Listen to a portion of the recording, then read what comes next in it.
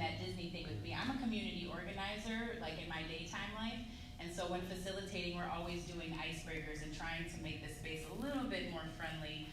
And I really appreciate that as a presidential candidate, which kind of has a high status, that you are comfortable breaking out of that and being human and thinking about those things, whether you watch the Disney movies or not. I'm going to see Lion King this weekend, so I don't know about you guys, but I'm excited. Yeah.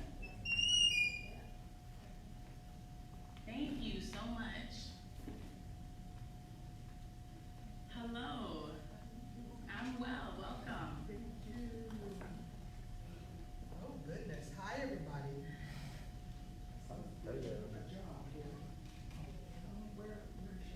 I think that if you're on this end, that would be okay. We are live streaming.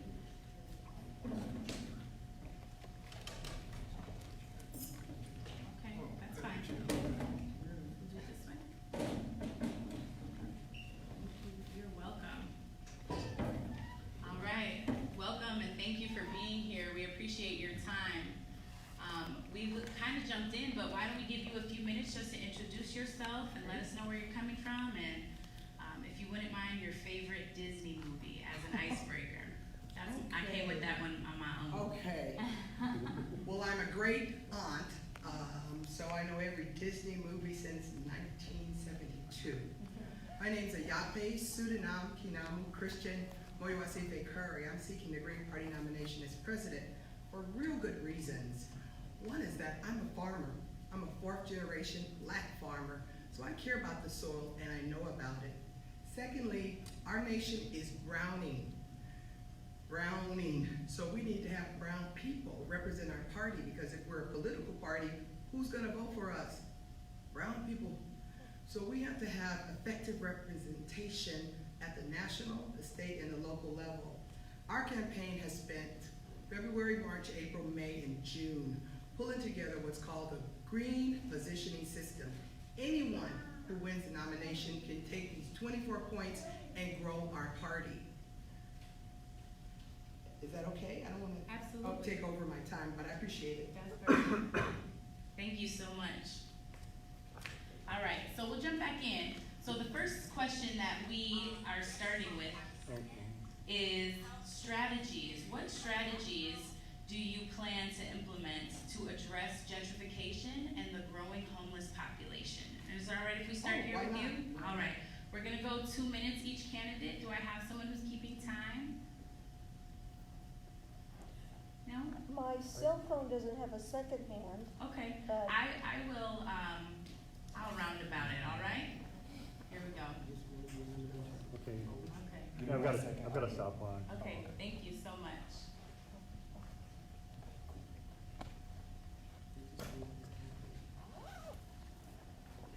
It's really important that we take a step back before we tackle that question, because there's no one thing that talks about one thing. When you ask about gentrification and homelessness, our nation was founded taking away people's home, Native Americans. Also, they took us, Black folk, from our home. So homelessness shouldn't be the word used, because there's the 1% and then the rest of us. So no one I know is 6 months free from debt if they lose their job. So I'd like to challenge us to come up with a different word than homelessness. You know, I think folks aren't comfortable with the 1 and the 99, but gentrification is a wrong word too. So I'm not comfortable with both those words. We have European DNA Americans who now find it good to move closer instead of living in the suburbs. I'm from Los Angeles and from South Central Los Angeles. And now we have dogs walking, people walking, and it's really upsetting a lot of folks, but we share this land. So we have to figure out how to have a more perfect union, and those are the difficult conversations that our campaign has talked about having, America at 300. So the 2 words, they need to be redefined and discussed. So unless we start with the land we're on that didn't belong to the Europeans that came here, and us who have built this nation, Black folk, and dealing with reparation.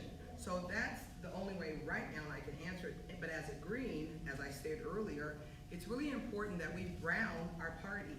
So by the end of this decade, it will be a brown one. So I think the question has to be a little bit more complicated, but those two, I think I've done my 2 minutes. Great, thank you. Awesome. Well, I think we need two basic approaches. First is we need rent control because the rent is too damn high. That's why people are being pushed out of their homes and into homelessness. We had federal rent control during World War II because we weren't producing houses, we were producing weapons. And the rent was getting too damn high, so they had rent control. The rent is too damn high now. So that's the immediate program, but you put that on, you want to have private development. That means we got to recommit to public housing, except do it the right way this time. The way it was done after World War II increased segregation and increased displacement from, good neighborhoods and put poor people, mostly black people, in projects. And if there were white poor people in projects, they were in other projects that were segregated. So a new public housing program can be a program with mixed incomes like they do in Europe, so it's a desegregation program. It can be a clean energy program with carbon negative building. It can be a jobs program, of course, as well as an affordable housing program. It should be part of an economic bill of rights so everybody has a right to decent housing. 1963 March on Washington for jobs and freedom. The Poor People's Campaign, 1968, the Freedom Budget in between in 1966. They all called for 500,000 new units of affordable housing a year. Now it's probably double that because we're a bigger population and the need is bigger. In Europe, 30 to 60% of housing in a lot of cities is what they call social housing, which is public housing. And they don't have homelessness. And the rent isn't too damn high for those people. That's the way we gotta go if we're gonna deal with the housing crisis, which means we can't depend on private housing development. The federal government has helped developers develop so-called affordable housing. Started a little bit under Johnson, it was a flood under Nixon. By the time we got to Clinton through Trump, they're destroying public housing. We gotta turn that completely around. And I think that's the approach, rent control and public housing. Thank you. Public housing was mentioned, and I have to note that as somebody who has lived in publicly subsidized housing, as somebody who comes from the PJs in the North, not all public housing options are the same. They can also be segregationist and oppressive. So rent control, absolutely. We do need rent control. We, as a Green Party, we advocate for guaranteed housing, for guaranteed utilities, food, the basic essentials of life. This is a part of our socialist approach. And as a campaign, we advocate for a universal basic income. And that will address these issues in part. But we have to deal with the systemic racism, the systemic classism in our society. We have to deal with the fact that when we're talking about homelessness, we're talking about people who are socially and economically disenfranchised. We have to deal with the predatory landlords that are pushing people out of the housing market, and we must attack this issue of gentrification, because what gentrification does is it takes communities that are in need of healing and it pushes people out of their homes. All of the instrumentalities of it, from public domain takings to this corporatist preying upon communities that takes away voice and choice from the communities themselves. We must move from gentrification to revitalization. We have to empower communities to build up their own communities, their own homes, and give them the tools so that they have comfortable communities that they can raise the next generation in. This is how we're going to combat homelessness, how we're going to combat disenfranchisement of people in this country, and I'd be remiss if I didn't mention the mental health issues that contribute also to homelessness. If we had a robust healthcare system, which this Green Party supports, a national healthcare system that is free from corporate interests, then we can also deal with some of the ills that are unfortunately forcing people further into the margins of our society. I have a question. Do we ask each other questions? Can we comment? Because I missed the first part of this. We're just gonna be asking a few questions. We're gonna open it up to a few questions from the audience. And so I think we were just gonna keep it in that I thought format. it was a debate, because there's points that I'm taking from each person that maybe I don't agree with, so I want to address those. Okay, Trey, what do you think? I think that it's flexible enough to where we can Okay. do something like that. Why don't we go ahead and No, go to round finish. through again, and we can come back around one time? Does that sound okay with all the other candidates? Yes? Okay. Can I go ahead and answer? Please go ahead. Okay, so first I want to say that,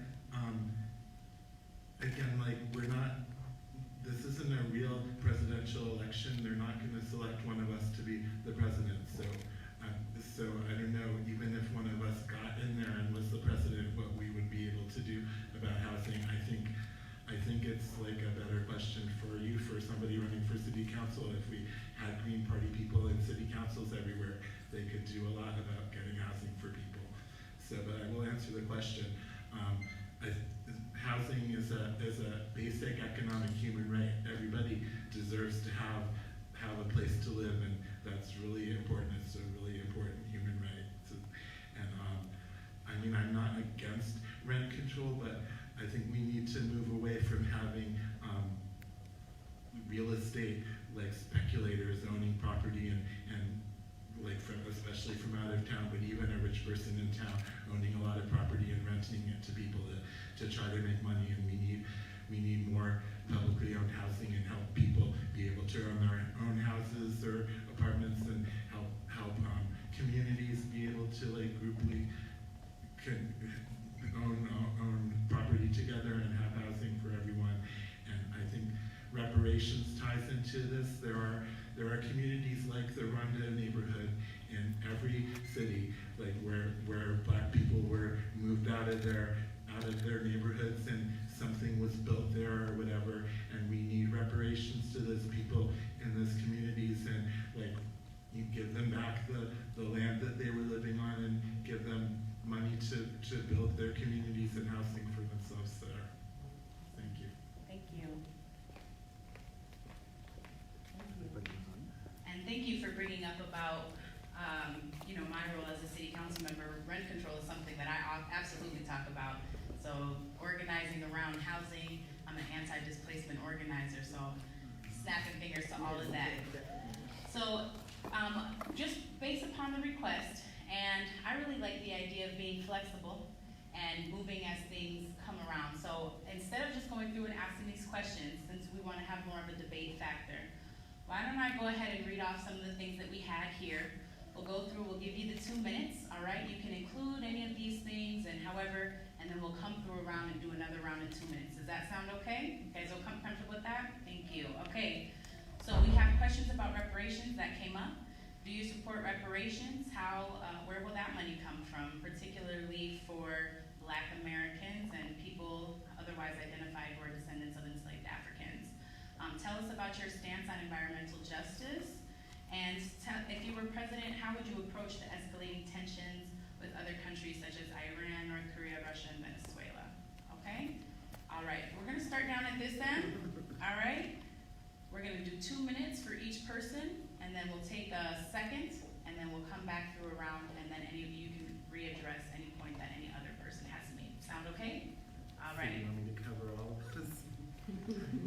Yes, let's start, I guess, from the point about reparations, right? So we were talking about gentrification and the increasing homeless population. You did mention reparations. Why don't you start a roll off from there?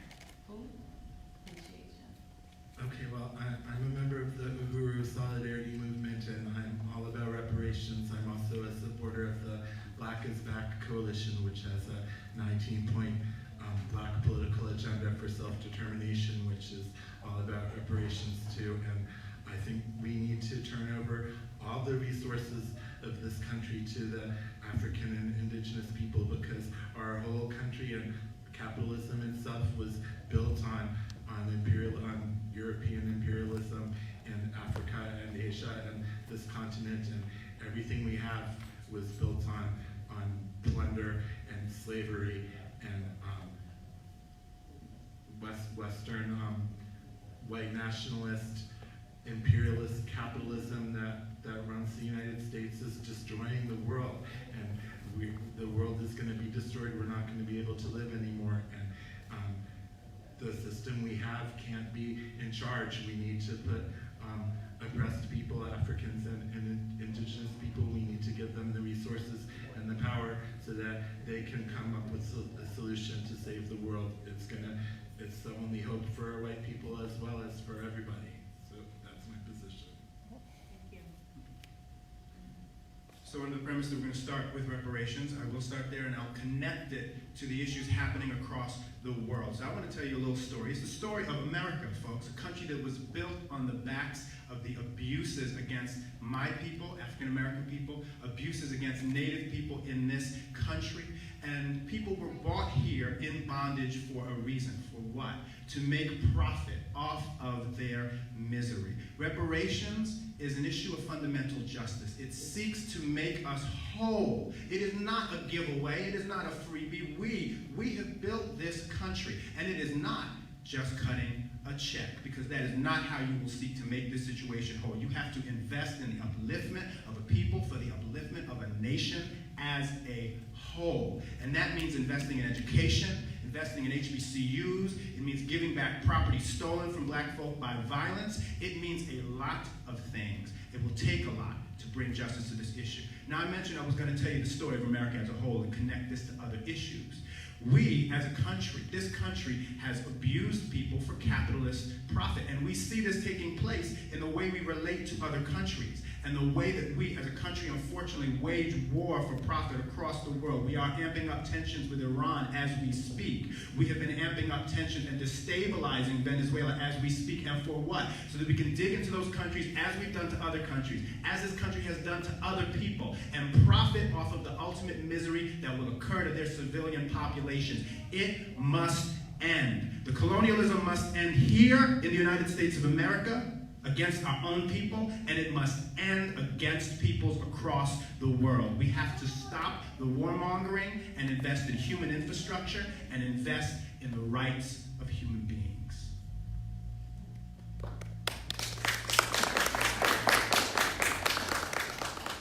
On reparations, we need to get behind H.R. 40, the bill that Conyers wrote and now carried by Sheila Jackson Lee, to set up a commission to study how best to do reparations for the descendants of slaves. And we need that because we need to do it right. I think it will in the end involve both collective and individual reparations. In other words, building institutions of empowerment in black community and also cutting checks to people so that, you know, the wealth of black people is like 5% of that of white people. So there's that reparation to be made. I think while it's being studied, remember Dr. King called for a promissory note to be paid when he gave the I Have a Dream speech, but before he got to the dream, which was ad-lib, he talked about the promissory note at the March on Washington in 1963. And he said it came back to us insufficient funds. Now the government needs to pay that promissory note. To me, that's the economic bill of rights we've been talking about. And how you pay for it, you tax the rich. They're the ones that accumulated the capital based on all this exploitation of all kinds of people. Environmental justice, we need a civilian conservation corps and a just transition program, which we used to call a super fund for workers, so that everybody displaced by the transition to peace conversion and ecological conversion has their wages and benefits maintained. And then we go into the communities, particularly the communities of color, where the poisons and the wastes have been dumped, and start cleaning them up. And finally, on how do we deal with the question basically was imperialism. Imperialism comes out of capitalism. Capital exports, invests overseas, draws profits back, and extracts surplus from the global south to the global north. And that's a process we gotta stop. It involves a global military empire of over 800 military bases that we need to start withdrawing from. I'm calling for cuts in military spending of 75%. To start, withdraw from the military bases, and let's be the world's humanitarian superpower instead of its military superpower. Make friends instead of enemies.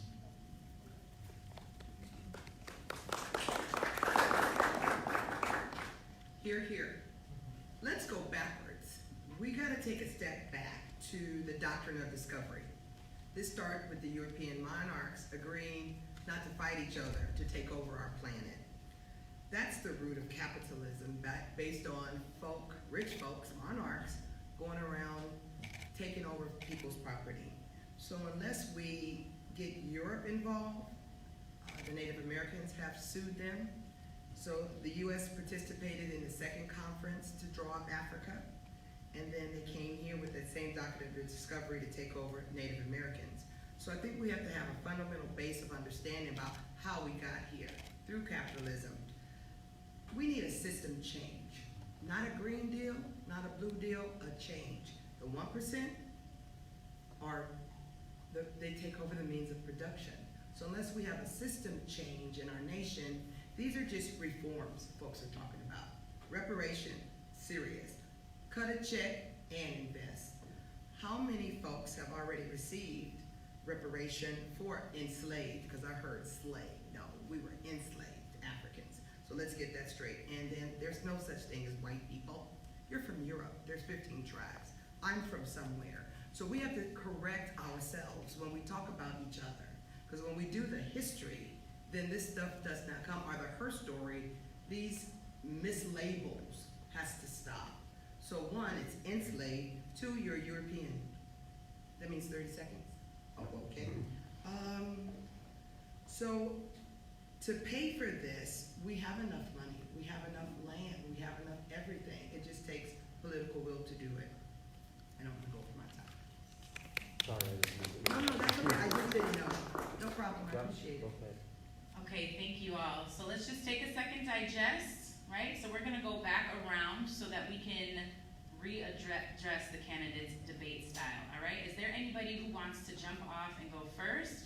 Okay, I see this hand first, and then we'll pass along, and then we'll come back this way. Sound okay? Thank you so much. Thank you. So I gave you part one, the story of America. And now I'm going to give you part two of how we changed that tale and how we changed that story. So the question was asked, how do we pay for it all? And I love this question. It comes up every time we talk about dealing with the rights of human beings as opposed to creating profit corporations. They always want to know, how are you going to pay for it? They're never raising that question when it comes to the next war.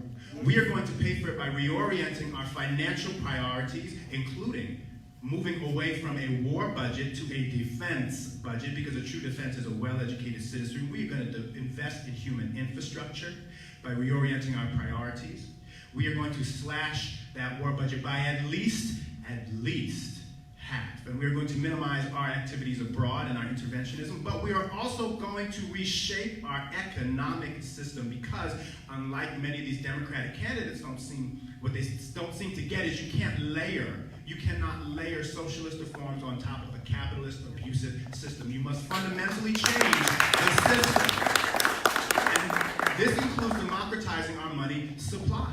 Because as it stands right now, banks have way too much power. We are going to democratize the creation of money, and we are going to use that power to invest in human infrastructure. This is a part of the Green Platform. We call it greening the dollar, and it's a very important part of how we're going to pay for this. But ultimately, what we're going to do is create a societal and a social shift in understanding where we focus on the things that really matter. The upliftment of society, the education of all, clean air, water, and soil, and a country where we can all live and share together the prosperity, rather than people engaging in predation against America's citizens. I felt this firsthand.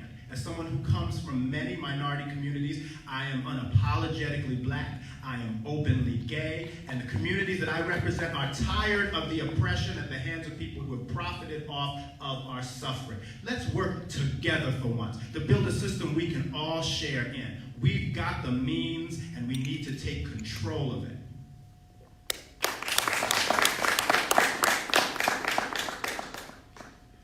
Okay, well, first I want to talk about this idea of having a reduction in the military budget. Like, there's the U.S. military serves no useful purpose. Everything that it does is destruction. And we buy all these weapons.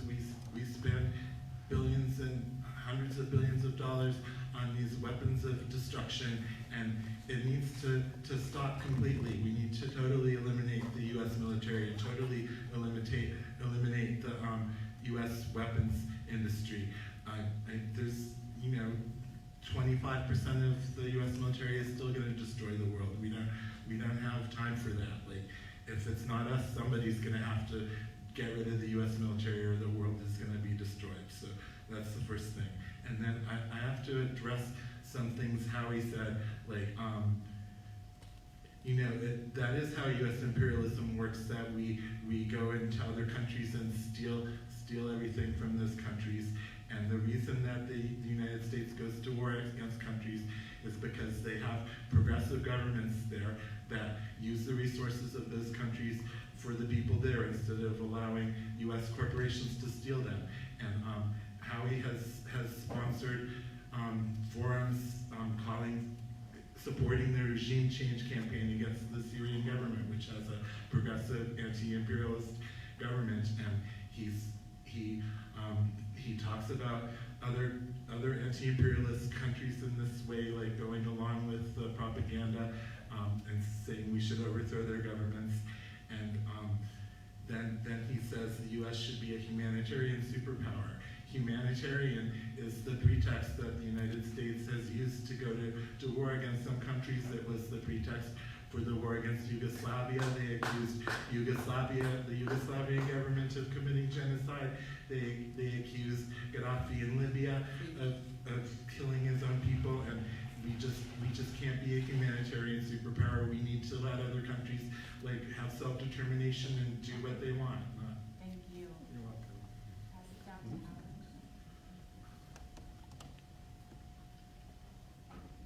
We got to get socialist internationalism right. We don't stand with states. We stand with working people and oppressed people. To apologize for a brutal dictator like Assad, to call him progressive when he implemented structural adjustment under the direction of the IMF and the World Bank, while he was torturing prisoners renditioned by the CIA and sent to him for torture in the early 2000s. That's Assad. Now, people rose up for their democratic rights and their economic rights, and we should be in sympathy and solidarity with them. That doesn't mean the U.S. military should go in. The U.S. military was opposed to that democratic revolution as well. The situation in Syria was two counter-revolutions against the People's Revolution, and it's a jihadi reaction and Assad's reaction.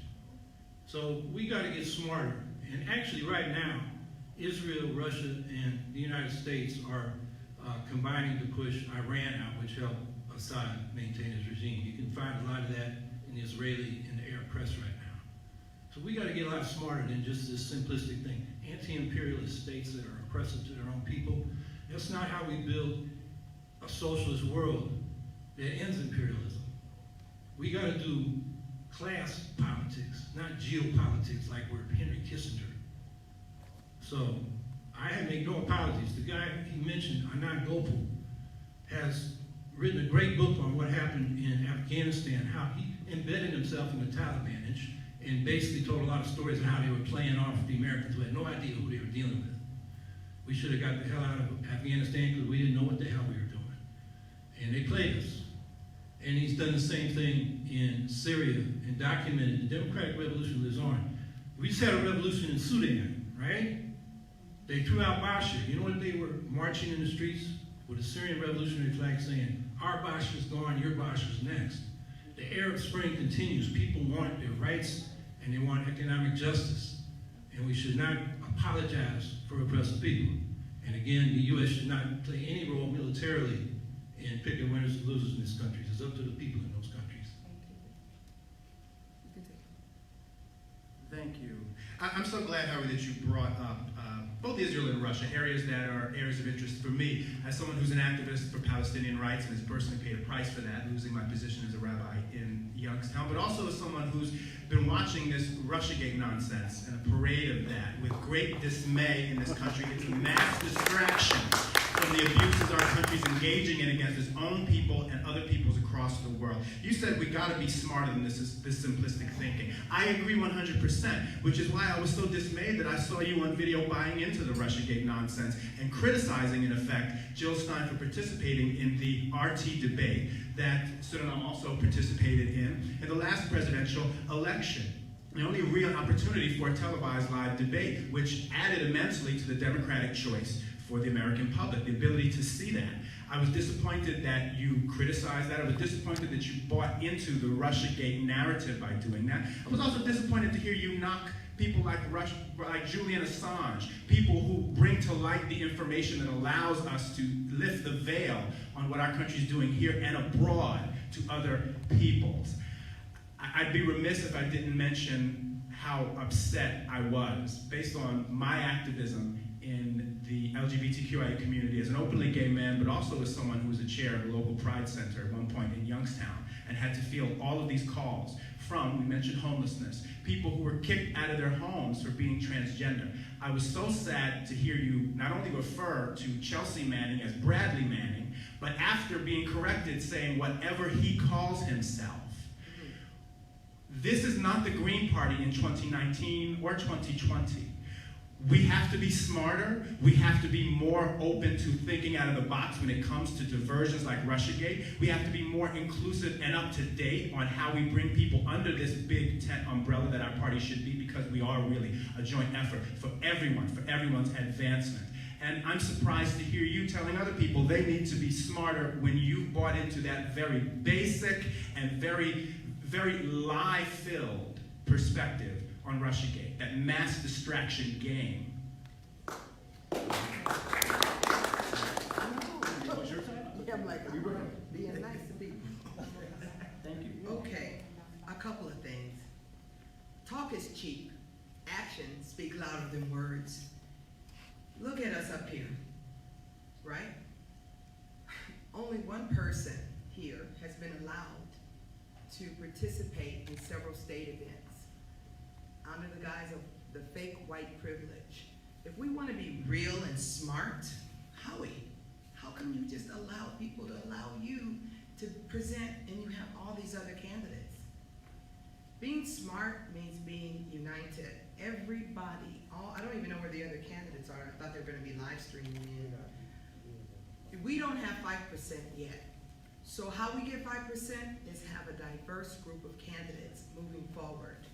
All of us have different target groups. We can get our 5%, we can get our 15%, but being smart means being honest. There's been 2 joint statements put out by everybody but my brother, because we've been excluded. Where's the reparations in our party? Our campaign is saying, listen, let's end white privilege. How many folks have heard of the White Privilege Conference that's been going on for about 2 decades? Have y'all heard about the White Privilege Conference? Well, there's a conference that deals with white privilege. Our party, we're challenging our party to take up and end white privilege. Greens, we bad. When we're able to accept the intrinsic biases that we all have, deal with them, how we've made green important, we can make understanding about the doctrine of discovery, about our real understanding about who we are as human beings over our labels. So I think it's really important that we have honest conversations. How would you? Well, I wrote an article called Russiagate is a Mass Distraction. People are getting all wrapped up on one conspiracy theory or another. You know, was the emails leaked or hacked? And some people will live or die by which side. And I ask everybody who tells me that, well, what download speed will it take to it to be a hack? Because that's what they're debating on. And the veterans, intelligence professionals for sanity are divided on that question, as are computer experts. And I don't know the answer to that. And I ain't gonna get distracted because the climate is collapsing, inequality is killing us, and we got a nuclear arms race that puts us in existential threat as well. I did not criticize Jill Stein for participating in the RT debate. I did say that I think RT, Sputnik took that picture. You know, Putin sat down for just a minute, they snapped a picture, and Sputnik puts it out there, which our cable media has been broadcasting ever since. I think that was a setup. That's what I said, and I still think it was. Julian Assange, I defended him in the interview you're talking about against the hack accusation. Since then, he's had 17 counts under the Espionage Act. And this all goes back to 2010. It had nothing to do with the 2016 election. But I did criticize him for giving advice to Donald Trump Jr., including contest the election, say it was rigged if you lose. I mean, we got armed militia out here. They just shut down the Oregon legislature. We've had people killed, synagogues attacked, mosques attacked, churches burned. You know, Trump has just put a target on, I think she's a congresswoman in this district, Ilhan Omar. You know, this is dangerous stuff, and for science to do that, I criticize that. That doesn't mean I won't defend and oppose the U.S. using the Espionage Act to you know, it's an attack on the whole press. And I'd like to respond to some of the other statements. No, but- stop. We'll come back around. We're gonna stick to the 2-minute rule. Bob, I'd like to invite you in. Is there anything that you would like to add? Good? All right. Okay, so. You've addressed that, and that article that you wrote, Russia's a Mass Distraction, was after a lot of Greens were very upset about your Russiagate statements, and you had to dial it back. But we're going to talk about the issues that matter, as you brought up, the issues such as taxing the rich. I'm going to go back to that, because that was your answer in terms of how we're going to pay for it. That was an answer that really could fit well in the field of 20, 30, 100 Democratic candidates that are out there right now.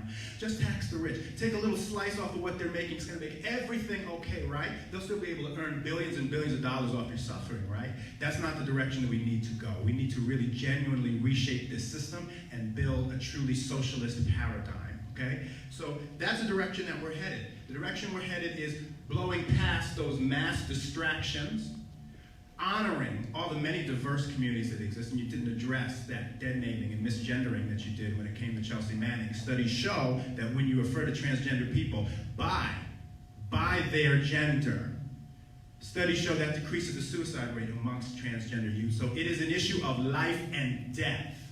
You didn't address it, okay? We really have to, as a party, move forward. We have to tackle the issue of war, and we have to do so in a principled stance that respects all of the many peoples across this world and understands that we're all in this struggle together against what? Privilege. The end of privilege is the goal of my campaign, and it should be your goal too. It should be the goal of the Green Party. And when you come from the perspective of privilege, it is hard to disabuse yourself of the notion that maybe you need to update your thinking. Maybe you need to incorporate how people want to be called, how they want to be referred to, how they want to be included. Maybe you need to open up your long-held perspectives on privilege and think of a new paradigm. This party has got to move to a new generation of thinking. It has got to. And that's what my campaign is offering. It is offering a new generation of thinking. It is offering a generation of thinking that will bring an end to privilege, including capitalist socioeconomic privilege, and that is the only thing that is going to genuinely save this society and change it for the better.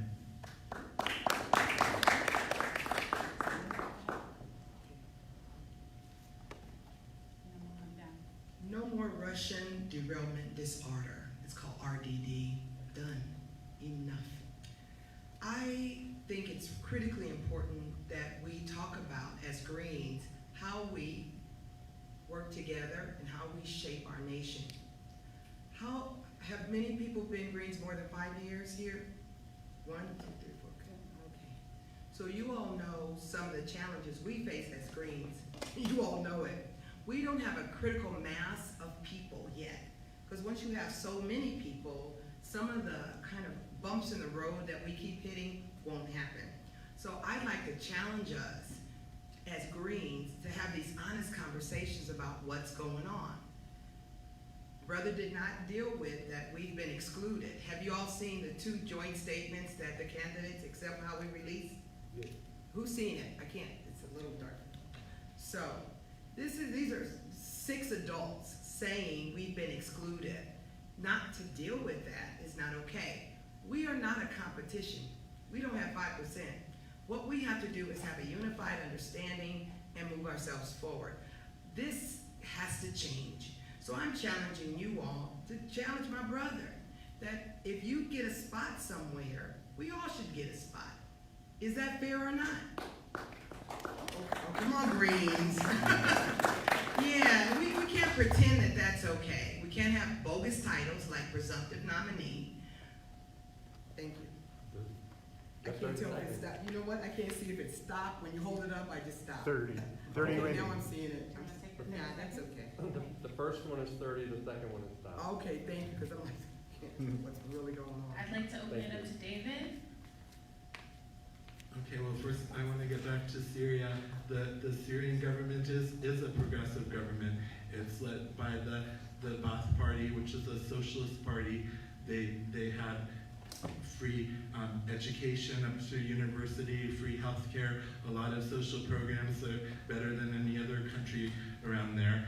The government looks out for the balances, the interests of like many different sectors of the population of Alawites and Christians, several different denominations of Christians and Armenians and Druze, and it's a diverse country, and there's no leftist revolution against Syria. The only armed opposition against the Syrian government are Wahhabi fundamentalists who want to execute everybody who doesn't adhere to their narrow views. It's not even really Muslim, because most Sunni Muslims support the Syrian government.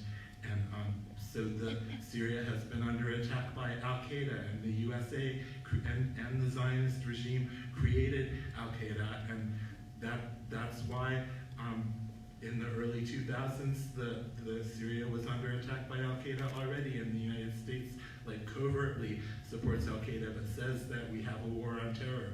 So that's why they accepted a couple prisoners, because they were trying to cooperate with the United States to stop the war. So, and how much time do I have? So then basically on Russia, Russia did not hack the DNC emails. They were leaked, and I mean, what it does, and the US interferes in elections all over the world, interfered in the Russian election and installed Boris Yeltsin to steal Russia's resources for us in the 90s. So Russia doesn't interfere here. The US interferes there and everywhere, and I wouldn't even care, because everyone in the world should be able to vote for the United States president, because we have bases everywhere in the world and nuclear weapons everywhere in the world. The leader of the US empire is the business of everyone in the world. Thank you so much. Okay, I do want to take 1 second. We have one candidate who is on the phone who has been waiting with us for a while now. And I would like to just open this up to them if they would like to introduce themselves and give a few minutes about their platform and chime in on anything that they've heard during this conversation. Is that all right? Are you here with us still? Sure, can you hear me? Yes, can everyone hear that? Yep. Look at us. Okay, go ahead. We're ready for you. Okay, that's great. Hi everyone, I'm Ian Schlackman, and I really appreciate you letting me live stream in today. So wish I could be there in person. I was really enjoying the live stream, but it did cut out. I'd love to just mention that. It's been such a great conversation, so glad to be a part of it. So I'm probably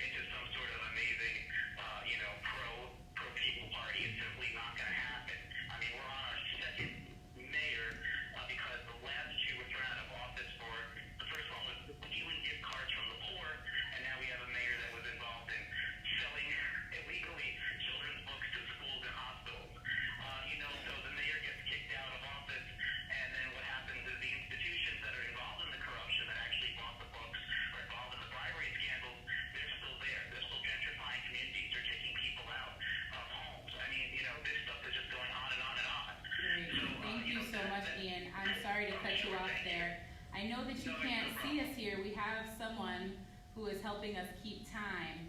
And so I've given you a little extra just because you're jumping in late. But now that I know that we can hear you so well, we'll just throw you in with rotation. Does that sound okay? All right? Okay, so we're gonna go ahead and we're gonna jump back in. I'm gonna start with Howie, okay? And then we'll pass the mic around. And then we'll come back to you, Ian, when you're ready. And here you go, Howie. Well, I hope in 2 minutes I can answer 6 or 12 minutes now of criticisms or misstatements about me. I did mistakenly say Bradley Manning instead of Chelsea Manning in an interview. I worked very hard on that case when he or she was Bradley. And, you know, I misspoke and I apologize. Again? And I apologize. And again, Did it and again. again, and again. People are dying. Come on. Of suicide. I Stick to our apologize. 2 minutes. We'll go to you next, Dario, okay? Go ahead. I have not prevented anybody who's a candidate from speaking anywhere. I've responded to invitations. I think the concerns they're raising are, I was asked to speak at 2 fundraisers about the Green New Deal. I was the first person in this country to campaign for Green New Deal back in 2010. Been working on it for a decade. And I'm all for it. And in these statements they're talking about, I mean, they were out before I even saw them in one case. I don't know what the second one is. But my position is everybody should have fair access to all the media platforms and all the debates. On greening the dollar, we shouldn't counterpose that to taxing the rich. I helped get that passed into the platform. I've spoken at the American Monetary Institute conferences. This is something I've worked on for a long time. I consider it the modern greenback proposal. And it shouldn't be counterposed to taxing the rich because that's where the reparations should come from, the people that have gotten ill-gotten gains. The greenbacks, digital or U.S. notes as paper currency that we send out, are our common public resource. We shouldn't be using that for reparations. It should be the ill-gotten gains. And finally, I mean, Syria, come on, man. Half that population is displaced. And to say that everybody that opposes Assad is some kind of jihadi, Wahhabi terrorist is just the kind of Islamophobia that the U.S. has used on this war on terror. You got to talk to people. I had a friend who was a filmmaker who went back to Syria. He was a Christian from Damascus. He was killed by Assad. His name was Bassel al-Shahadi. Look him up in Wikipedia, and find out he was no 2 minutes. jihadi. 2 minutes. I think we're gonna head this way, and then we'll come back. David? Okay, well, I wanted to talk about the Green New Deal a little bit. I think the phrase Green New Deal was a really unfortunate way to frame what the Green Party is trying to do, because the phrase New Deal is a Democrat Party phrase that was used to describe what the Franklin Roosevelt administration was doing to try to save capitalism, because at that time in the 30s, the Soviet Union was rising, and there was like a possibility that there would be a communist revolution even here. So they had a Green New Deal to try to have reforms to stop us from having a communist revolution here. And I mean, it didn't even work. They had to like go to World War II to save the economy here and keep capitalism going. And we don't want to go to World War III to keep capitalism going. So, and I lost my train of thought. You can always come back. All right, well, maybe I'll come back. If I may. Please. All right. So I'm just going to say briefly, there was no counter positioning of greening the dollar against taxing the rich. We ultimately want to use multiple strategies to deal with this issue, but that was the first thing that came out of your mouth. You didn't mention greening the dollar until I mentioned it. And this is a general fault, I will say, that you just happen to be late on a number of issues. Late in regards to addressing transgender rights, late in regards to addressing the wider economic issues in this forum and in other places. And you know what? I think we as a party have to uplift each other and bring each other to the place and space where we can march forward together, but as a presidential candidate, you should already be there. Now I'm going to go and talk about the issues. The Green New Deal. I support the Green New Deal. We definitely have to move to 100% renewable energy and not be sidetracked by Democrats' attempts to give us a false version of veneer on top of a corporatist system. But we have to make multiple new deals. We have to have what I call a People of Color Bill of Rights, a new deal for people who have been given a raw deal in this country for centuries. And it involves access to justice issues, ending police brutality, revamping our justice system, reparations, of course, native sovereignty, respecting that, finally, ending predatory banking and lending practices against people of color, fair immigration practices. We have concentration camps at the border. No one has mentioned this yet. We are engaged in massive human rights abuses on this border. It must end. And the only way we're going to end it is by having a candidate who steps forward and speaks loudly to address the wide swaths of issues that this country's facing in regards to justice. You can't just stop at the Green New Deal. You can't just pick and choose and find the ones that have been comfortable for you. We need to get out of our comfort zone as a country and break down those barriers and those walls that some are putting up to divide us, and our party has the most robust and clear platform to do that. I'm going to just go over the positioning statement with my 2 minutes. There's a difference there's a contrast between conventional economics and ecological economics. It's really important that the Green Party embrace those differences. The Green New Deal doesn't do a system change. So I know it's important, but unless we deal with the 1 and the 99, it's just a reform. And that goes into $15 an hour, national health care. So it can't just be one thing.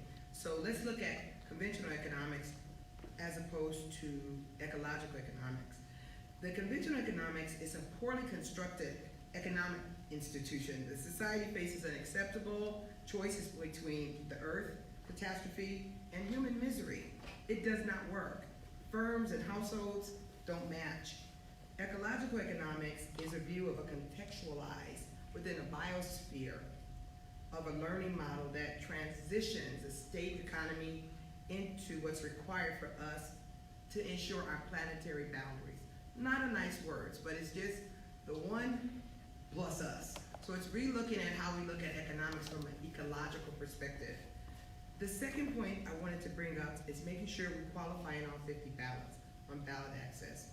Also, benchmarking, running people of color. We're browning, so having a network so that we train ourselves, the current Green Party members, as ambassadors of change. Wow, this 2 minute goes fast.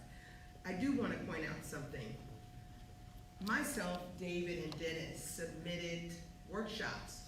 One of my workshop was this, the green positioning system. We were all denied, but how we got a workshop? Stand up. 2 workshops. 3, oh, sorry, 3. I didn't know, I forgot maybe. But it's really important that we help each other. So I want a commitment that if we don't get a workshop, you don't get one. Thank you. Ian, I'd like to open it up. If you have anything that you'd like to say, we're just going to extend 2 minutes to you. Are you all set?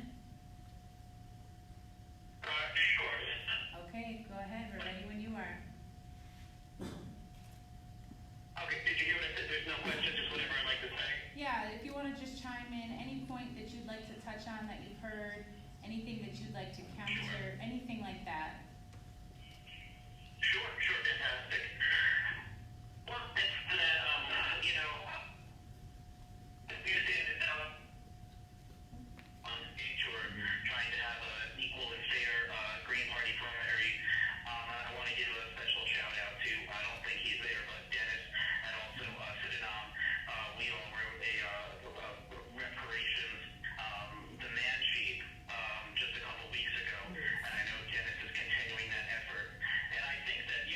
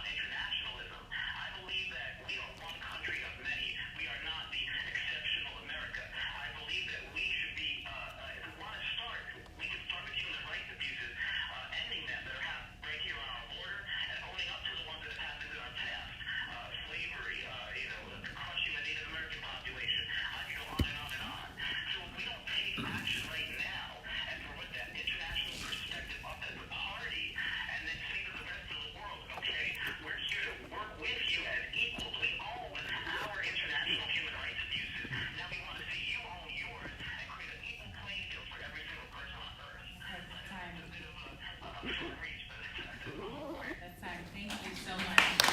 Okay, I do want to stay true to my word and open up the floor to anyone who might have questions. Is there anyone in the audience who has questions that they would like to ask of the candidates? Awesome, thank you. Let's limit the question, let's keep it with the same 2 minutes, okay? So we'll go ahead and we'll throw it out there and allow each candidate 2 minutes. And Ian, I'll make sure to get you in once everyone has gone through, okay? If you wouldn't mind introducing yourself as well. Okay. I'm Tyler Fricky. I'm 23. I just graduated college. So this might be a brief answer, but would you support making Puerto Rico and Washington, D.C. into statehood and even other territories such as Guam? And would you support dismantling the Electoral College? And if not, why? Thank you. It's a great question. I think after this one, if you wouldn't mind coming down if you have a question, I think that would help. Are you okay to start? Yeah. I support independence for Puerto Rico. I think that's pretty simple. So, In DC. yeah, and DC too. And on the Electoral College, I mean, I don't even support the continued existence of the United States. It's an illegitimate white nationalist colony on stolen land here, and it needs to go. The United States.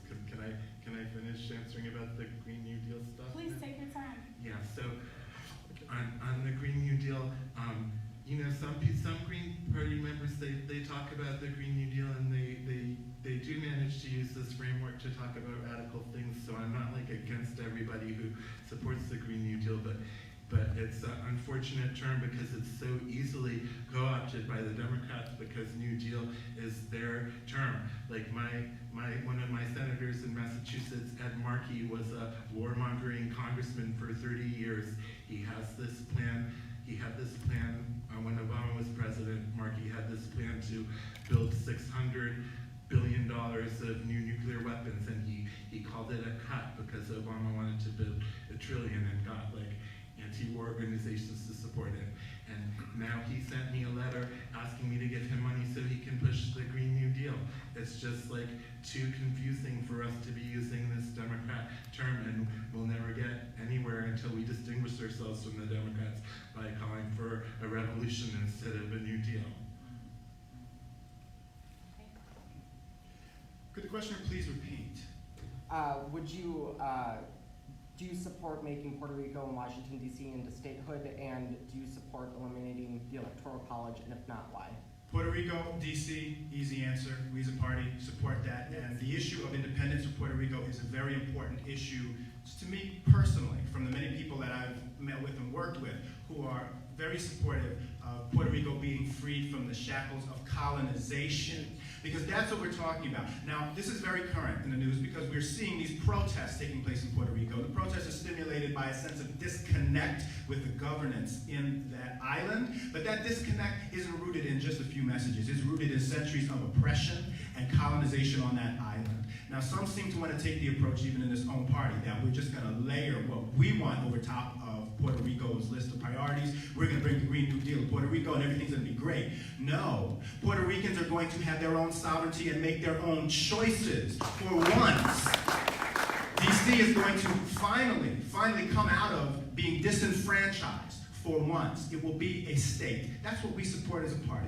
Now, abolishing Electoral College, it's almost kind of an academic question when you face what we're advancing as a platform, which is restructuring the whole electoral system. Abolish all of what we are seeing and facing. All the hurdles being put in place for independence, for third parties, hurdles being put in the way to your choice. We need massive democratic reform. We need proportional representation. We need a system that is going to allow us to have ranked choice. We need the ability for other voices to come to the forefront. And this is happening in some states, but it needs to happen all across this country, along with a clean and fair funding system, a system that's publicly funded so we take corporations out of politics, a system where we're able to have free and open debates because this party has been squeezed out of so many debate opportunities. We mentioned that earlier in talking about RT. Some people seem to think that was a bad idea, but we need every opportunity we can get, and when we get in office, when the Hunter administration gets into office, we're going to bring about a democratic reform that is going to make sure that all voices come to the forefront. Because as we talked about earlier, Sister Sydenham, this inclusion issue, inclusivity, we're stronger when we all are able to speak together and learn from each other. That's democracy. Teach. Yeah, DC statehood, all the territories should be able to determine for themselves their status in relation to the United States. It should be the people's decision in those territories. We should abolish the Electoral College and replace it with a national popular vote with instant runoff voting. On the workshops at the annual gathering, I had nothing to do with that. Well, Excuse me. yeah, I had nothing to do with that. That was the people organizing the conference. I have no problem with, and I believe they are trying to talk to the people whose workshops were rejected and find a place for you. I think it's wrong to object to me presenting a workshop. I'm doing one with John Baraka and Jill Stein on the Green New Deal. And I was asked to be on another about organizing a mass party because of my labor background. Bruce Dixon, who's no longer with us, put in a proposal that the two of us were going to do, reprising the presentation we made in Houston about having a mass membership party with, you know, a dues-paying membership, a real party. That was not approved. So I'm not the one you should talk to with that problem. As far as the Green New Deal goes, I've been calling for an eco-socialist Green New Deal. So it's not reforming capitalism, it's changing the system. The pieces of the Green New Deal are transitional demands that mobilize people because they make sense in their own terms. And then if people come up against the system and they realize we've got to change the system. And it's socialist, we need a public energy system. The Koch brothers and Exxon are not going to reinvest their earnings in renewables. They're going to expand fossil fuel extraction, which is going to kill us off. So we got to take them over. Like during World War II, a quarter of all manufacturing was either taken over by the federal government or they built it. And that enabled us to turn industry on a dime to help defeat the fascists in Europe and Tojo in Japan. And we got to do the same kind of thing to deplete climate change. But the difference is instead of handing those factories back to the super rich and their big corporations after World War II, we're going to turn them over to the workers as worker co-ops so that the income is distributed fairly in the first place. Yes, for statehood. Yes, for freedom. The Electoral College was based on folks like me and Dario being 3/5 of a human being. So our party, one of the reasons I joined is because reparations and against the Electoral College. So yes. My brother, what I asked you was to go a step off. If we're not allowed, join us. That's it. I don't think that's too much to ask another presidential candidate, especially one who has been allowed to go to state parties and us been disallowed. That's provable. We have the evidence there. We have 2 statements, 6 people. I'm not gonna lie about that. We all have the emails back and forth. So I think it's just disingenuous of you to say that. Second thing, as Greens, we have to love diversity. It's a part of who we are. Ecological wisdom comes from folks with a history of understanding the earth before, you know, folk in America got it. So it's really important that we live our values. Ian. All right, Ian. Are you good to answer? Sure. I think, was the question on Puerto Rico? Was that the question? And DC. And Washington, D.C. Sure, yeah, okay, yeah. Well, I mean, the way I feel about it is, I personally want both of those areas to have voting rights immediately. It's absolutely shameful that they don't. But like another candidate mentioned, you know, it really should be up to the people of Puerto Rico whether or not they want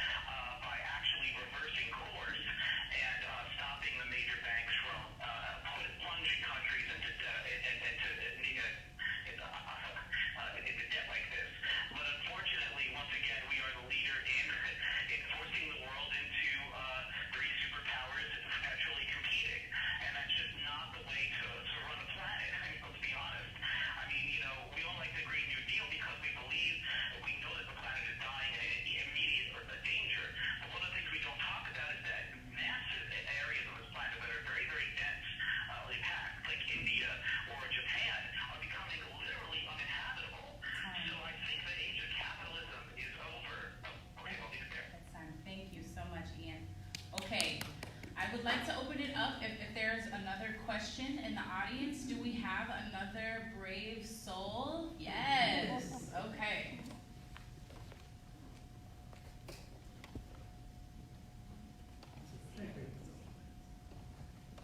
I'm very shy. Oh, right. Actually, and this is actually in reference to kind of the Sydenham had opened up the point earlier. And within the Green Party on a national level and on very many state levels and very many local levels, there is, to quote William Shakespeare, there's something rotten in the state of Denmark.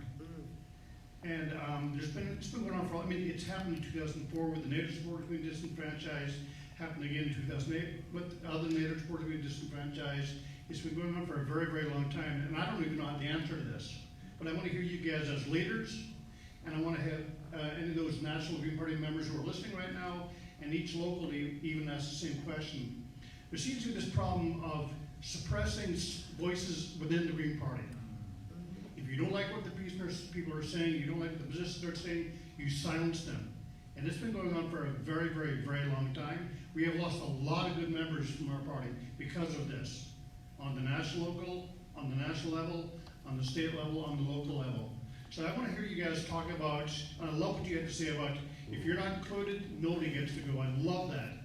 To open up actual debate and discussion so we can actually have an open, democratic, and willing to listen to each other Green Party, because we don't have that, we haven't had that for a very, very long time. I'd love to hear each of you candidates speak on what you're gonna do as an individual to help lead that motion for opening up democracy within the Green Party.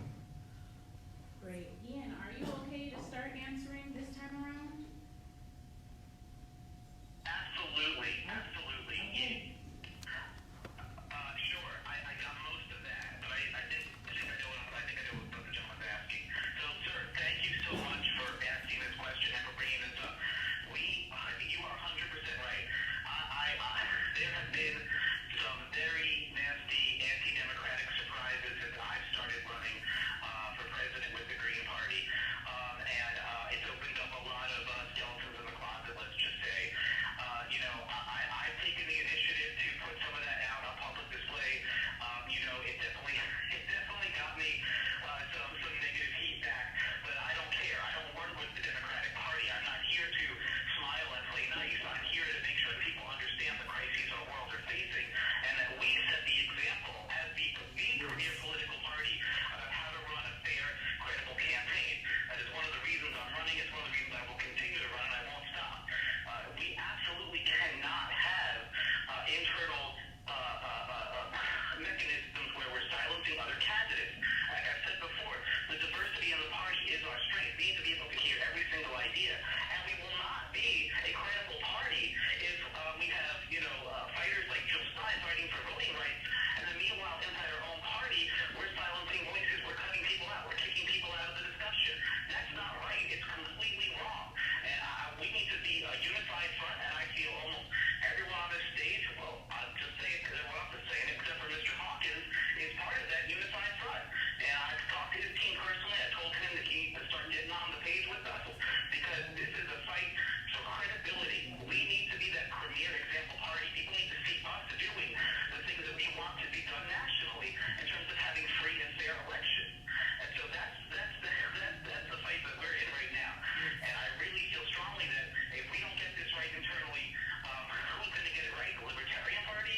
The Democratic Party? I don't think so. This is a fight to be an example for our entire nation. So I do thank the gentleman for raising that question. It's very important. Time, thank you. Let's start here, we'll just pass it on down. Thank you. Leadership is key. As soon as anyone says they're running for president, I call them, encourage them, try to pull them in. Let's move forward. I have been the pushy presidential candidate to get everybody on point. Text, call, email. Let's make it happen. I'm one of 26, number 16 at the bottom, so I know how to get along. And we do need a candidate that represents unity.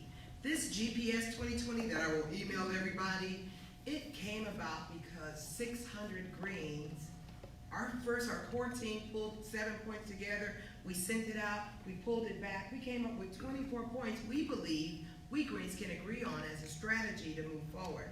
Brother David had us to refocus and make the 10 key values and the 4 pillars first and foremost.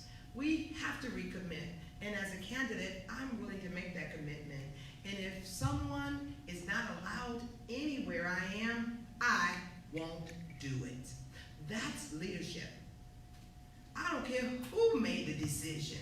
I will not participate unless everyone is allowed. Full stop. Rosa Parker, this one. Well, you went back to, Ralph Nader's issues in 2004. 2008, he decided not to go because he didn't want to compete with Cynthia McKinney. He said, let's not fight amongst ourselves. Let's have 2 voices out there. So he took the independent route. But I think the problem in the Green Party is we're represented virtually not real members electing their representatives. We're structured like the capitalist parties from the top down. If you look at the spreadsheet that set up representation on the National Committee, it's 40 columns wide, 35 indicators, 5 columns of math, and nobody understands what it means. And then the people that are supposedly represented don't even know who's representing them. We got to do like a union structure, like a community organization. 1 vote, 1 member, you pay your dues, you agree to the principles, you're a member. And then you represent those members proportionally from the districts. And that way you can have real accountability. And we won't have all these games going on. Now, what I'm hearing here is that I'm accused of excluding people, and I have not. But I'm being asked to exclude myself because some other people feel they didn't get, well, they think they were excluded. It wasn't me excluding. Now, I'm the only one being asked to exclude himself. I think there's an inconsistency there. Excuse me, I gotta make a point. Let's continue on with the 2 minutes. And we have about 20 more minutes. So let's go through one more time, and then we can come around again if everyone is in agreement. This is a textbook white privilege response. And when you Bam. point out somebody's exclusion, they say, how dare you victimize me? How dare you? It's textbook white privilege. And I'm disappointed to see that from someone who should be a leader in the Green Party. It is white fragility. And here's what really happened. I appeared in Chicago to speak at the Illinois State Green Convention, even though I was told by email I was not allowed to speak. Howie Hawkins was being given a keynote speech at that convention, and I would not be allowed to speak. Now, I am loud, proud, black, and gay, and from New Jersey, so you know you can't stop me. So I showed up, and as soon as the convention took a break for lunch, I said, everybody, come in the next room. We're going to have a candidate Q&A. And they went, and no one did stop me. But you know what? Later that evening, Howie showed up for his fundraiser due that people had to pay for tickets to. And we talked, and we smiled, and we took pictures. He said nothing about the fact that he was going to go up to the dais and speak, and I was not being asked to. Now, to contrast that, when we appeared in Pennsylvania, Ian Schlachman, who I have a very good relationship with, I have a very good relationship overall with the people I'm running with. We had this great collegiality. He was on a panel at one point in Pennsylvania, and he said, we came down from the dais. He said, have you been asked to speak? Brother, have you been asked to speak? Those are green values. And I can see that in another candidate and say, that's wonderful, and applaud them for that, because that's the kind of collegiality we need to have, and that's how we need to move forward in 2020. So we need to lift everyone up. That's how we're going to solve this problem. We need to recognize that green is the color of growth, and we need to bring people in to this party by recognizing their diverse points of view and respecting them. We need to stop all the nonsense happening in national leadership where there's turf wars, some of which are aligned, unfortunately, with the Hawkins campaign. You have a co-chair who is on his campaign against every standard of ethics in regards to conflicts of interest, but he seems to be okay with that too. We need to end the abusive behavior taking place. Greens against greens. A disagreement over values should be a point of growth, not a way to separate people from a party that is inclusive for everybody. Okay, well, I've been in the Green Party since 2003, and I've seen this problem all along of people being excluded and of people like scheming for their faction and to exclude other people from committees and stuff. In 2006, I was the secretary of my state party, and at that time, Jill Stein, who is from Massachusetts, she wasn't doing anti-war stuff. She was running for Secretary of State or governor, that kind of stuff, just stuff that she thought had nothing to do with international politics. So I was doing anti-war protests, and one of our chairs of the state party was doing anti-war protests against the Israeli attack on Lebanon, and Jill brought a bunch of liberals to the convention and removed me as secretary and removed this other person as the chair. But I still supported Jill for president last time because now she is doing anti-war stuff. But anyway, I'm familiar with these kinds of problems, and there has been a problem with Howie being invited to all the state conventions and stuff. In Massachusetts, Howie was invited to come speak on the Green New Deal at my state convention, and I raised this at a state committee meeting a month before the state convention, and they said, okay, we'll invite all the other candidates, but we won't let them speak. So that's what they did. So, I'd like to see us stop having scheming and factions. Sometimes the factions don't even have different politics, but they still scheme against each other. I'd like to see us try to have a different culture where we work on consensus and we don't replicate all the dysfunction of white nationalist U.S. culture, So. Thank you, Pam. Okay, that was great. Excuse me, Yes, ma'am. I have a point. 1 second. I just want to temperature check with the room. If you think of any other questions, please think of them, and we'll go through one more time. We'll have one more question. Does that sound okay? Okay. It's really important to talk about intrinsic bias. Are folks familiar with intrinsic bias? This is what we're experiencing right now. We all have it. It just amplifies with Europeans. With us, it seems like that. Here's another thing, sexism.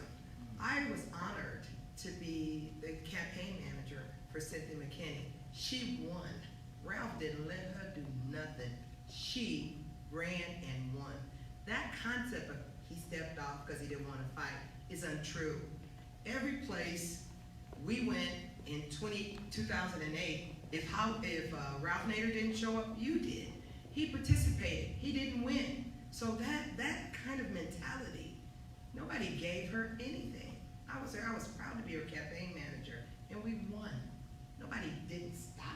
You showed up to get in just like everybody else.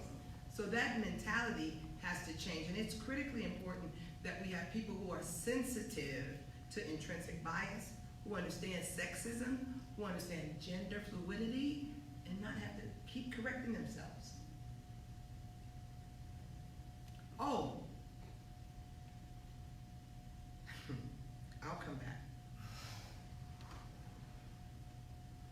Well, Illinois Green Party event, I didn't know they told Dario he couldn't speak. I mean, when I got there, he was there. I got there in the afternoon. I was asked to speak in the evening at a fundraiser for them on the Green New Deal, which I had agreed to. So, same thing with Massachusetts. This is the first I've heard they had some discussion on their state committee. I was asked to speak. I showed up. I did the best I could. I did support Ralph Nader. I told him before Cynthia ever called me that I was supporting him. I told Cynthia if she wanted to run, I would help her get on the ballot in New York. I got her more signatures than anybody else in New York, but I did support Ralph. Ralph did not seek the Green Party nomination. Just for the record, he ran his own independent campaign. So why were you showing up everywhere representing him when we went out campaigning? That's contradictory. Well, I showed up representing his independent campaign, not For a Greens. No, not a Green nomination campaign. He didn't do one. Are we going back, Ron? Go ahead. Thank you. All right. If you're going to be the presidential candidate for the Green Party, your job is to see people, everyone on the margins. When you see somebody who's not up on that dais with you, you are supposed to lift them up. So you can't say, I didn't know. You saw that you were getting a privileged position and nobody else was, and you were okay with that. That's not green. Now, we're talking about party growth here, folks. When we talk about party growth, and my colleague Ian mentioned this earlier, we got to bring in all the different people who've been disenfranchised by this corporate party system. And we have to do that by emphasizing green values. And I have experience with this because I'm the only person who is running in this race who holds elected office. I'm the only elected green office holder in the state of Ohio. We won a long shot write-in campaign to get elected to the Youngstown Board of Education, where I have fought the powers that have attempted to take over our school district, or have taken over our school district, and have monetized the suffering of our children languishing in a failing school district. I have fought them tooth and nail. I have fought them in court. I have experience doing that, and I have experience bringing people together to advocate on the causes that matter. And that's what we need in 2020. We need somebody who's going to talk to people about the issues that matter to them. Workers who are being underpaid, people who have children in the school system who don't have even textbooks to take home. They want to know how you're going to solve their problems. And the way you're going to solve them is, to start with, by seeing them.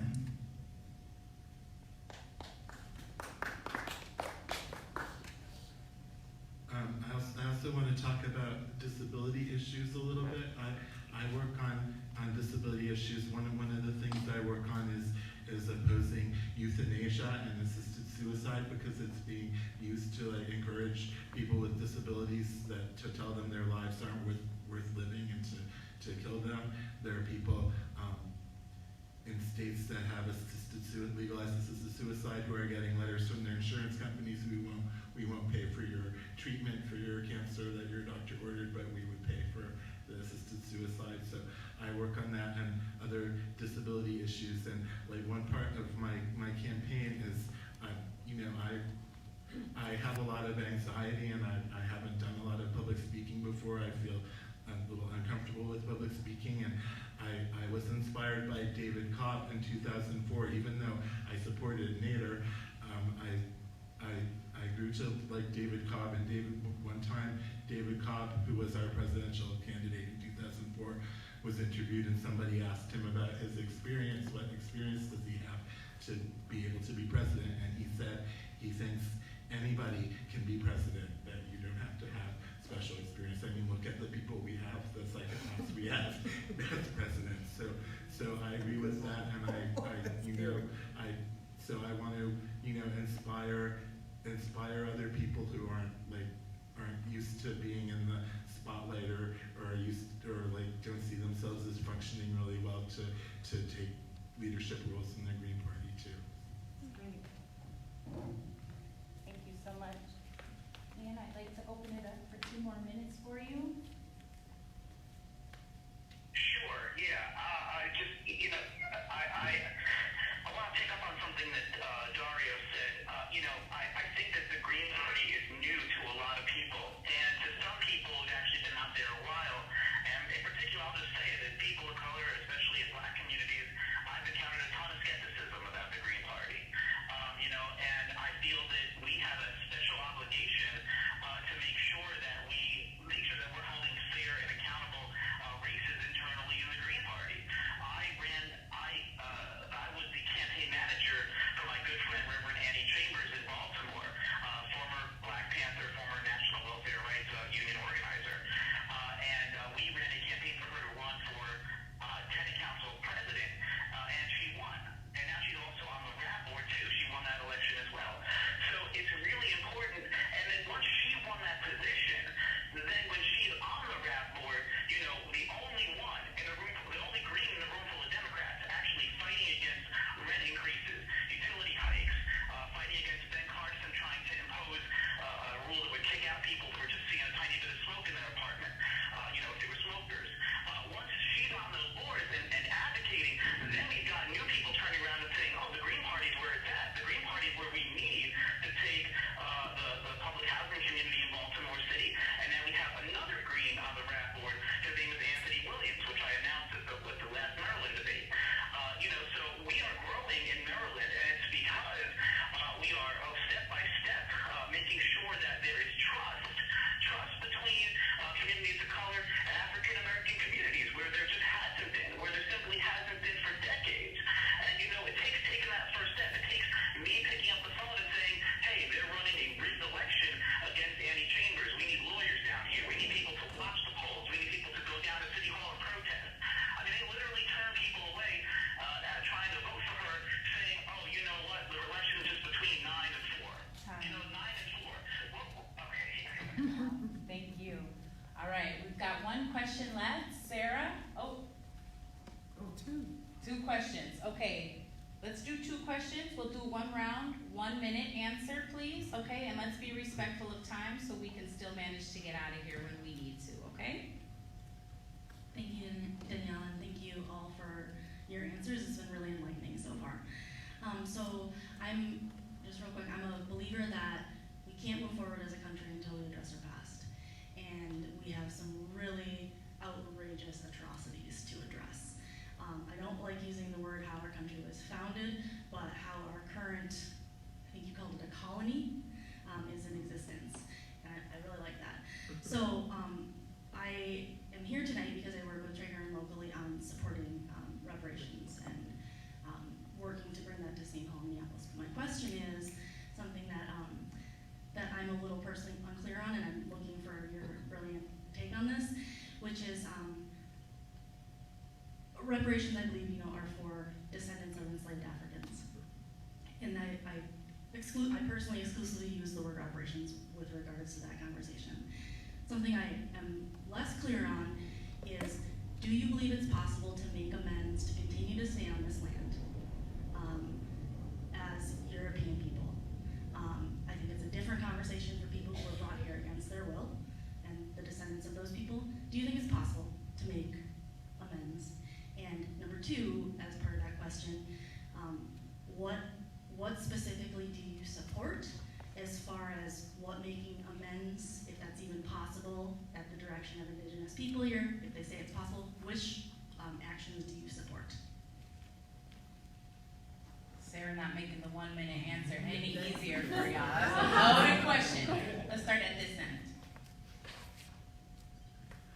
Well, yeah, I agree with you on the use of the word reparations to refer to Africans. I don't think it's, the reparations are only for the period of enslavement. The reparations are for the kidnapping from Africa and the destruction of whole nations in Africa, and for the oppression that's continued till this day. And we still have slavery to this day. I mean, the 13th Amendment, kept it for prisoners. There are Africans in Louisiana who are still picking cotton on prisons and not getting paid, and prison farms, And what was the other question? Amends.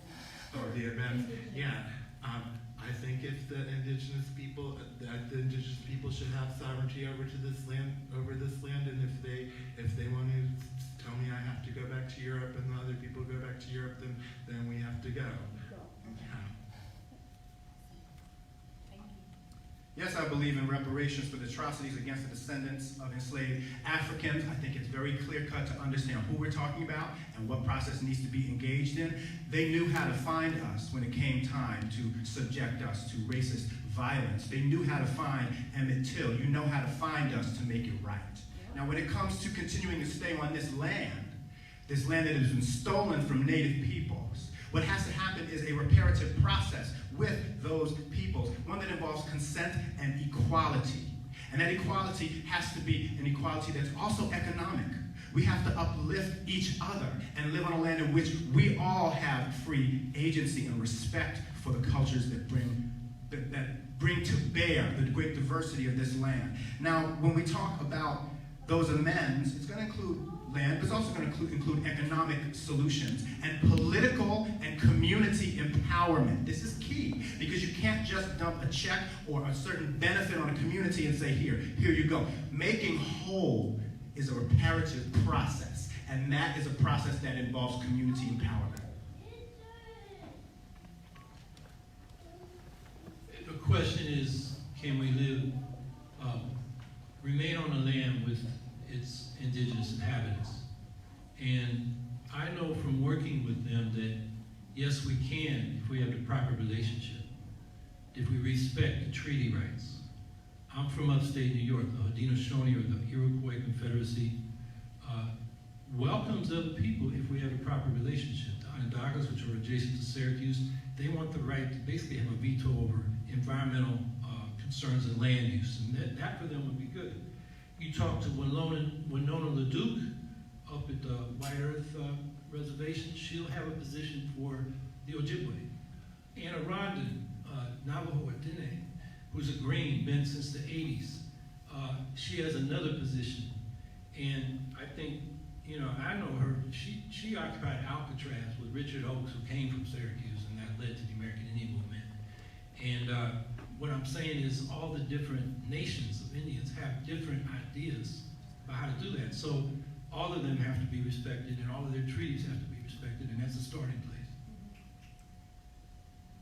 Great question. Ghana, West Africa, started this year the 400 year of the return.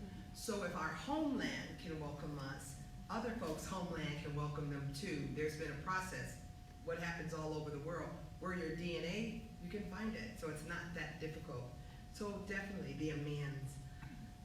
I believe it's really important, as I highlighted about the doctrine of discovery, all this is about truth and reconciliation.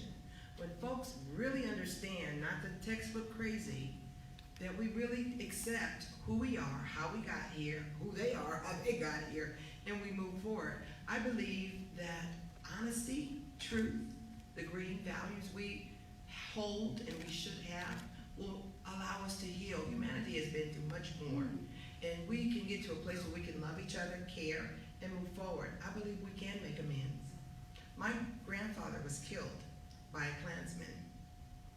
I don't dislike Europeans because of that. I understand what happened.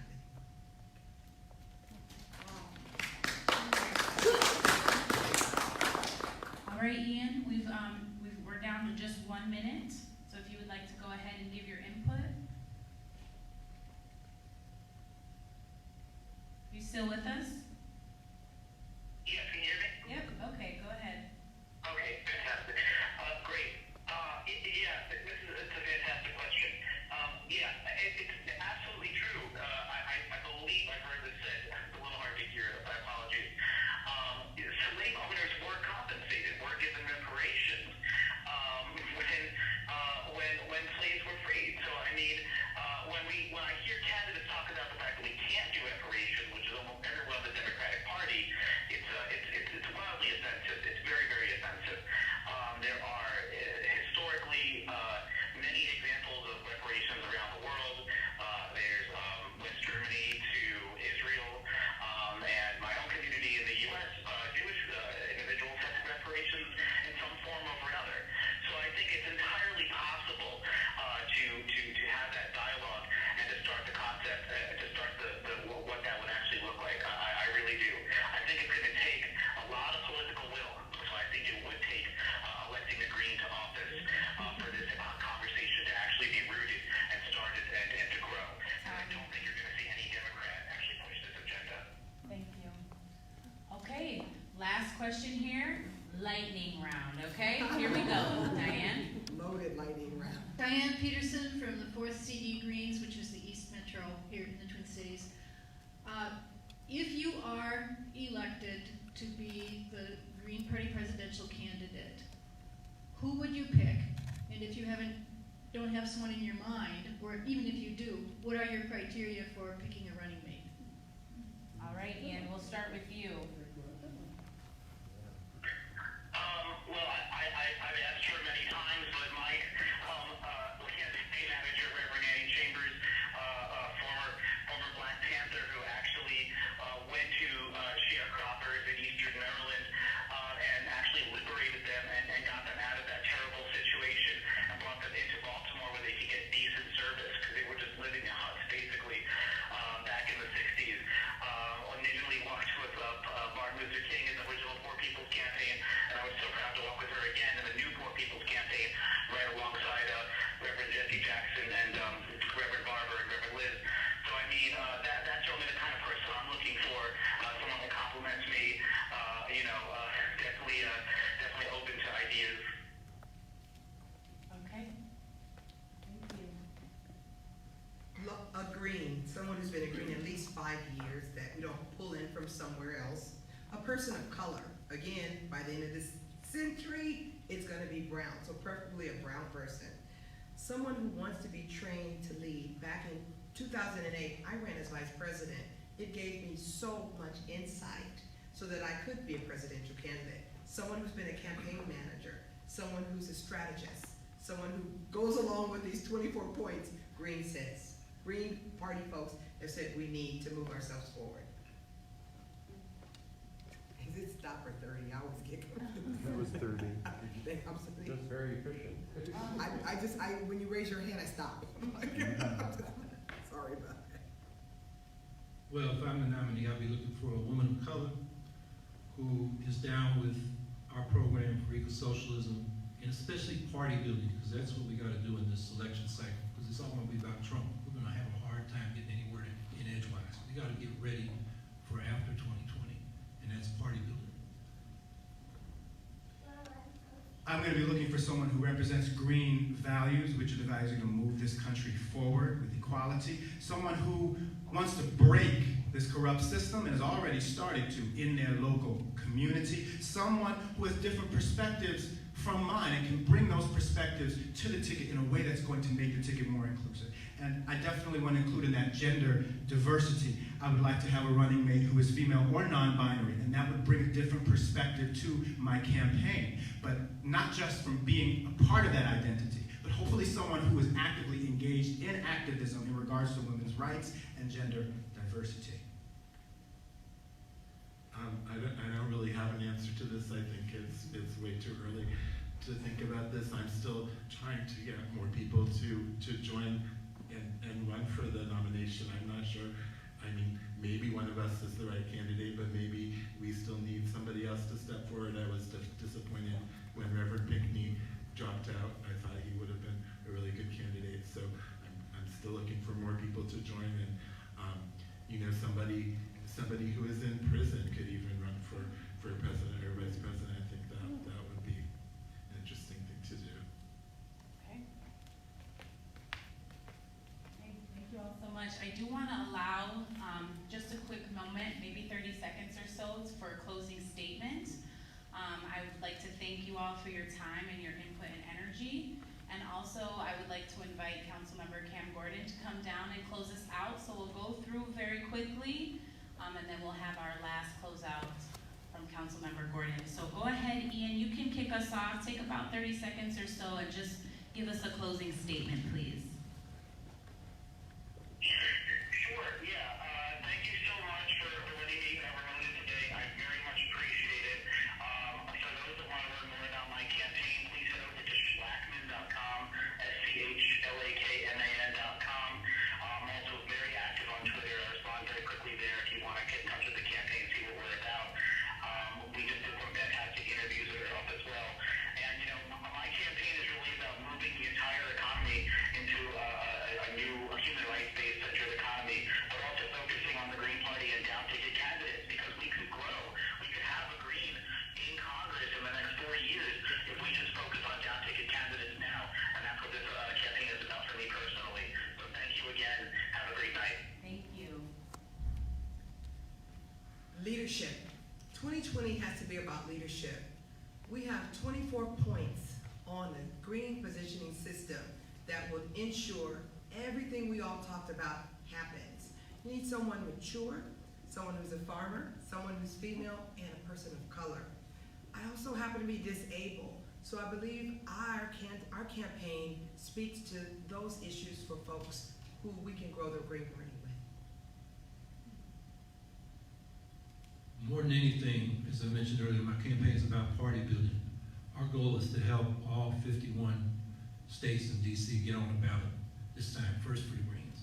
We're going to try to qualify for the matching funds early so that January 1st next year we're getting that. And then we're going to put that money into organizers. Greens are good activists. We show up, but we don't have the skills that a union organizer or community organizer has to expand beyond the usual circles and build the base. The future of the Green Party is the working class, the youth, and the people of color, because they vote less than other people because they think nobody's representing them. And those are the people we got to organize into the Green Party. And we're going to try to put some resources into helping us become better organizers. Like all too many similar stories, a man named Eric Garner encountered law enforcement, and as someone who was used to using his hands to bring new life into this world as a horticulturalist, plants that helped us breathe better, his life ended on the streets exclaiming, "I can't breathe. We are all Eric Garner. We are being choked by a system in which we cannot breathe, physically from the pollution, but also spiritually, because we have all been deprived of our rights.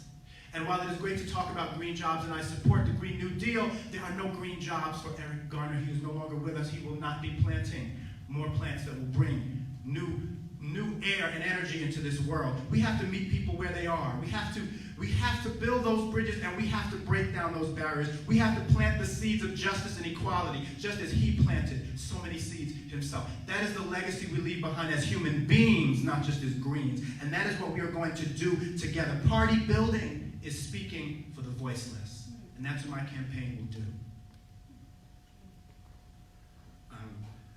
I think the role of the Green Party presidential candidate should be to call out all the bullshit and to take the correct radical positions based on our values on everything, and not like try to take compromised positions on the basis that like people aren't ready to hear that or that kind of thing.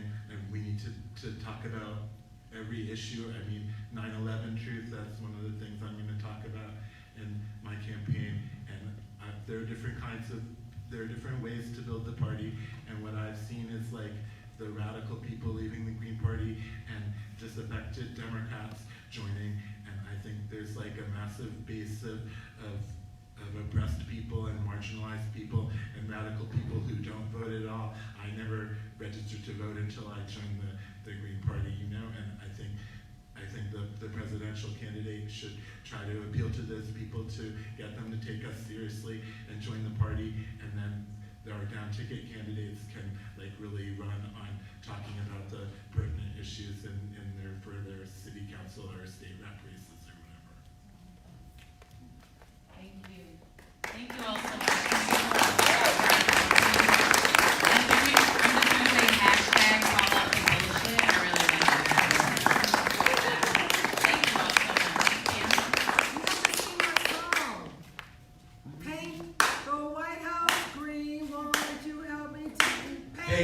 The White House green. All right. Well, I just feel so lucky and so fortunate to be here, and I think that we all are so lucky and fortunate to have you come here and help us get jump-started in this year-plus journey of presidential race and making a difference. I happen to serve on the Minneapolis City Council as a Green elected official, and I spend most of my time at the local level grappling with issues. I'm in the belly of the beast. We don't have any other Greens on the council, and so it's a fight and it's a struggle. And a lot of us, I think, do a lot on the local level, and we're trying to make a difference. And it's really important that we acknowledge each other, that we stick together. We need each other. Yes. We need each other for these local races, even when we're mad at each other, even when the differences are glaring, and we still need each other. We need to rely on each other and have each other's backs. And we need to work together on the local level also as in the national races and the presidential campaign. It poses an amazing opportunity for us to organize at the local level and to make a difference. And we are counting on a presidential candidate who will inspire people with respect and with hope for the future and will represent the Green values well. And I was really impressed with the passion that all of you brought today, and the energy and the vision, and you really connecting always to our values and our platform, I think, is really extraordinary. So let's make the commitment that as we go forward and we lose touch, we reconnect, we stay together, and we recognize that as you are off in your worlds, working so hard to try to make a difference on this national scene around here, every good thing you do will ripple down and make impact on us, and we'll be down here working really hard in Minnesota to make sure that the Greens have the best presidential campaign ever as we're moving forward to make sure we have that just, that peaceful, and that democratic world that we all want for the future. Thank you so much. Thank you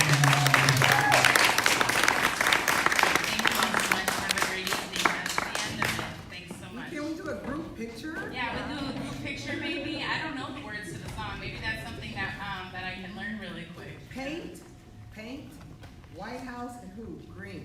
That's it? Paint the White House green. Won't you help me to paint the White House green? We're gonna help you to paint the White House green. All right. Y'all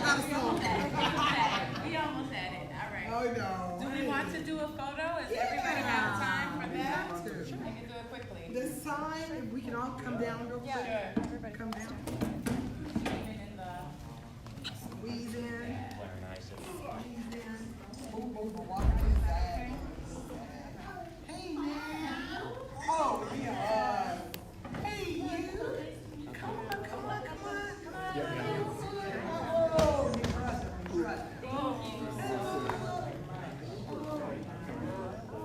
Now, where's this 30-second stop system? Hello. You want to get in the front?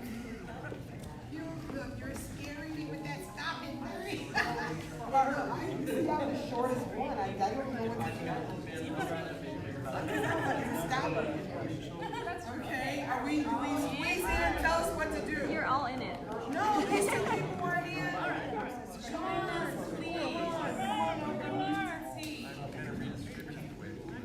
if I stand up, I'll block everybody, so I'll have to stay seated. Whoa, come on in. Can we do a funky one and then a good one? No. All right, let's start with just a normal one. Okay. Everybody looks Do it normal. in 3 so I can put my smile. Okay, everybody look really normal. Good job. And now show Oh, no, me. she turned. Oh, you move. Okay. Who's that up there? Are you Carol, coming down? No, you have to come. Damn. Everybody's included. Yeah, this is an inclusive picture. And who's our photographer? Can you do a selfie? Can you turn around and do a selfie? I can set the timer on the chair. Do it. Yeah. Let me do this first. Do it. I never liked you. Come on, Carol. Here's a spot in here. Yes. Thank you, Emma. Can I go? Thank you. Oh, no, come on. Come here. Neil, just come a little bit. All right, ready, everybody? Green. Okay. And now I want to see your face if the Green Party candidate becomes president of the United States. Show me.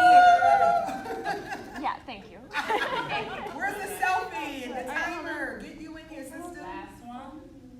I call this the auntie round, where you have to stop and take pictures for Yeah. the auntie picture. Yeah. All right.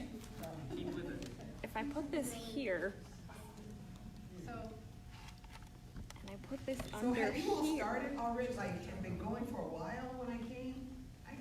Not terribly. Oh, So you're gonna run here and get, okay.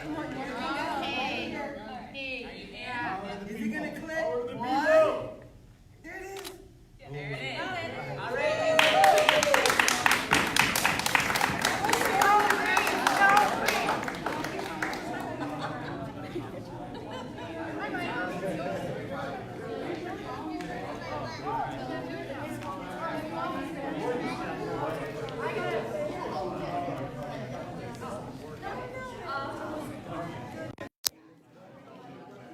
Hey everybody.